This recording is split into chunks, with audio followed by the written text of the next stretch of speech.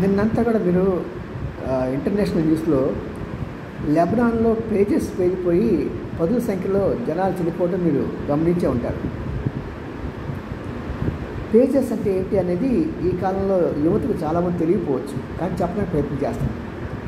Pages అనేది ఒక చిన్న మన వాచ్ లాంటి చిన్న సాధనం అండి. దాంట్లో మనం టెక్స్ట్ మెసేజ్ ఎస్ఎంఎస్లు ఇచ్చుకోవచ్చు. సుమారు 2008-10 మధ్యలో అది పెద్ద గొప్ప విప్లవాత్మకమైన పరికరం. ప్రత్యేకంగా మొబిలిటీ ఉన్న సేల్స్మెన్లు మాలాంటి జర్నలిస్టులకి ఎవరైనా సరే మెసేజ్ పంపించాలంటే ఆ మెసేజ్ పంపిస్తే వాళ్ళ దగ్గరికి వెళ్ళి అవన్నీ ఫోటోలు తీసి న్యూస్ అందిస్తూ ఉండేవాళ్ళం. అదే సేల్స్మెన్లు అయితే ఆ సర్వీస్ వాళ్ళు అయితే వెళ్ళి అక్కడ అటెండ్ అవుతూ ఉండేవాళ్ళు. అలాంటి ఓల్డ్ టెక్నిక్ని పాపం లెబనాన్లో వాళ్ళు వాడుతున్నారు సేఫ్టీ కోసం. ఎందుకంటే ఎక్కడైతే వాళ్ళకి ఏమైనా మొబైల్స్ లాంటివి వాడితే గూగుల్ ట్రాక్ ద్వారా వాళ్ళు ఎక్కడ ఉన్నారో అని సంగతి తెలిసిపోతుందేమో అని భయంతో అలా చేస్తూ ఉంటారు. అలాంటి సమయంలో మరి ఈ పేజెస్ వాడినా సరే ఆ పేజెస్ పేలిపోవడానికి ఇజ్రాయెల్ వాళ్ళు మేధస్సును ఉపయోగించి గొప్ప టెక్నిక్ కనిపెట్టారని. అది యాక్చువల్గా అంటే నిన్న ఇజ్రాయెల్ మీద 1500 రాకెట్లతో దాడి చేసి ఇజ్రాయెల్ మొత్తాన్ని నాశనం చేసేద్దాం అనుకుని గొప్ప ప్లాన్లో ఉన్నారు. ఎందుకంటే ఈ లెబనాన్ వాళ్ళకి కావాల్సిన ధనం అంతా కూడా ఇరాన్ సప్లై చేస్తుంది. ఇరాన్ ఎప్పుడు డైరెక్ట్గా యుద్ధంలో పాల్గొందు, పక్కవాన్ని పురిగొడుతూ ఉంటుంది. వాడికి కావాల్సిన ఆయుధ సంపర్కిస్తూ ఉంటుంది. వాడికి నీ ఇష్టం, నేను ఎంత ఉన్నారా, నీకు డబ్బులు కావాలా, ఏం కావాలని చెప్పి నేను ఏమి ఇస్తాను, కానీ ఇజ్రాయెల్ మీద దాడి చేయి. అదో రకమైన స్ట్రాటజీ. వాళ్ళు మాత్రం ఎప్పుడు చేయరు. వాళ్ళ మనుషులు చనిపోవడానికి వీలేదు. వాళ్ళు డబ్బులు పోతే పోయాను వదిలేస్తూ ఉంటారు అన్నమాట. మరి అలాంటి ఈ ఇరాన్ యొక్క డబ్బులు తీసుకుని వీళ్ళు నానా వేషాలు వేస్తుంటారు. మనుషులు కిరాతకంగా చంపేస్తూ ఉంటారు ఇజ్రాయెల్ని. మరి నెక్స్ట్ డే చంపేద్దాం అనుకున్న సమయానికి ఇవి పేర్లు వరుసగా పేలుతాం వాళ్ళు ఎట్టాయండి. సో పేలుతాం అది అక్కడ ఆగిందా? ఆగలేదు. అంటే మొబైల్ ఫోన్స్ ఉంటే ఎక్కడుంటే మొబైల్ ఫోన్స్ పేలిపోయి చనిపోతున్నారు జనాలు. ఇలాగ ఎక్కడ ఏ ఎలక్ట్రానిక్ పరికరం ఉంటే ఆ ఎలక్ట్రానిక్ పరికరం ద్వారా మనుషులు చనిపోతుంటే అక్కడ ఉన్న తీవ్రవాదులు కంగారు పడిపోయారు. భయం అంటే అనేది వాళ్ళ కళ్ళలో కనిపించడం నిన్న మనం చూడగలుగుతాం. ఆఖరికి వాళ్ళ యొక్క నాయకుడు ఈ ఇజ్రాయెల్ యొక్క దురాఘాతాలని ఖండించాలని చెప్పేసి ఒక ప్రెస్ మీట్ పెడతాం అనుకుంటే ఆ ప్రెస్ మీట్ పెడితే మైక్ దగ్గరికి వెళ్ళాలంటే భయం ఆయనకి. ఎందుకంటే మైకు పేలిపోతుందేమో అని. అంటే ఇజ్రాయెల్ వాళ్ళు ఎంత తెలివైన వాళ్ళు, ఎంత ఈ ఎలక్ట్రానిక్స్ రంగంలో ఎంత టెక్నిక్స్ తెలుసుకునే వాళ్ళని మనకి అర్థమవుతుంది. కాబట్టి మరి ఈ నేను సంఘటనలు చూస్తుంటే చాలా హాస్యాస్పదంగా ఉన్నాయి, నవ్వులాటగా ఉంటాయి. పాపం వాళ్ళు చంపుతామని వెళ్ళి వాళ్ళు ఎంత కంగారు పడిపోయారంటే అంత కంగారు పడిపోయారు. మరి ఇలాంటి స్టేజ్లో లెబనాన్ ఉంది. ఇజ్రాయెల్ యొక్క తెలివితేటలు అలాగున్నాయి గొప్పగా. మరి దీన్ని పొగడాలో తెలియదు, లేకుంటే విమర్శించాలో తెలియదు.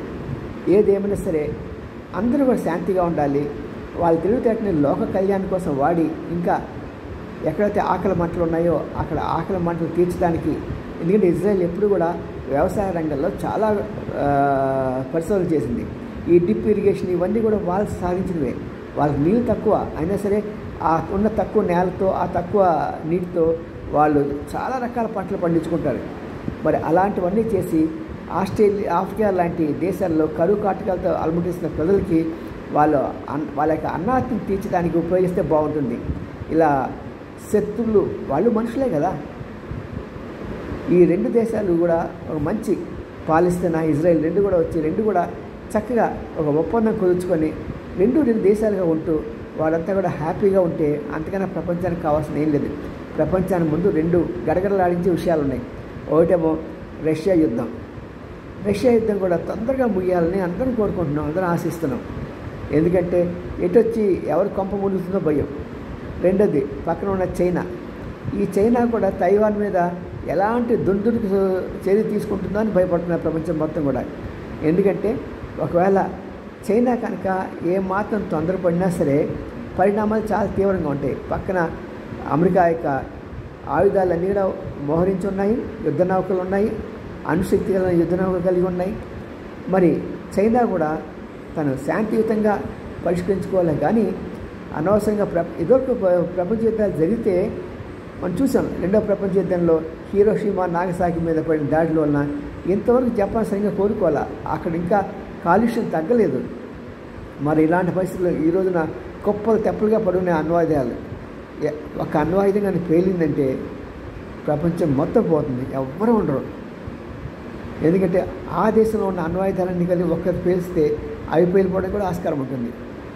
మరి ప్రపంచ శాంతి కావాలంటే మోడీ లాంటి వారు లేకపోతే అంతకన్నా మంచివారు వచ్చి అందరి మధ్య రాజీ చేయాలని, భగవంతుడు కూడా వాళ్ళందరికీ మంచి మనసునిచ్చి యుద్ధం ద్వారా మీరు ఎవరు ఏం సాధించలేరు, కేవలం శాంతియుతంగా బతకాలంటే నేను ఇచ్చిన ఈ భూమి, ఈ నీళ్లు, ఈ గాలి అపరిశుద్ధపరచకండి, చక్కగా మీరు వాటిని ఉపయోగించుకొని మీరు హాయిగా ఉండండి, మీరు కూడా బాగుపడండి, అందరిలాగా మీరు కూడా జీవించండి అని దేవుడు కూడా ఆశిస్తున్నాడు. అందుకనే ఈ రోజుల్లో ఈ ప్రకృతి చాలా తాండవం చేస్తున్నాయి బుద్ధి చెప్పడానికి మనుషులకి.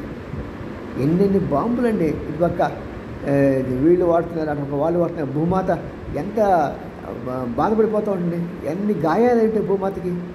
ఆ గాయాలన్నీ కూడా ఓదార్చుకొని చూస్తున్నది. ఏదో రోజున భూమాత కనుక కొద్దిగా అసహనం పెరిగిందా ఇంకా ప్రళయం తప్పదండి. భయపడుతున్నాను కాదు, అందరూ శాంతి కోసం ప్రార్థించాలి, పూజించాలి, దేవుణ్ణి వేడుకోవాలి.